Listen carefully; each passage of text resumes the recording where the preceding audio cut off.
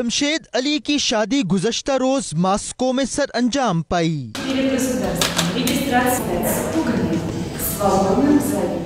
जिसमें रूसी दुल्हन नाश्तिया के वालिदैन, रिश्तेदार और दुल्हा जमशेद अली के अजीज़ो अकारिब और पाकिस्तान कम्युनिटी की अहम शख्सियात ने शिरकत की। रूस में शादी के लिए रूसी मैरिज सेंटर ज़ाक्स से शादी के लिए तारीख मिलती है और मुकर्ररा तारीख पर दुल्हा और दुल्हन को अपने अजीज़ो अकारिब के साथ शादी दफ्तर पहुँचना होता है।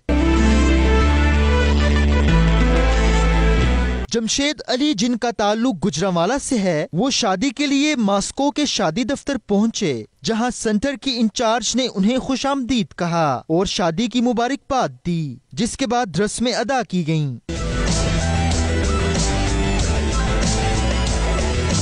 शादी की तकरीब के बाद मॉस्को रिवर में एक खूबसूरत शिप पर मेहमानों के लिए दावत का एहतमाम किया गया, जिस पर उनकी लजीज खानों से तवाज़ो की गई। शाहिद गुमन, 92 न्यूज़, रूस।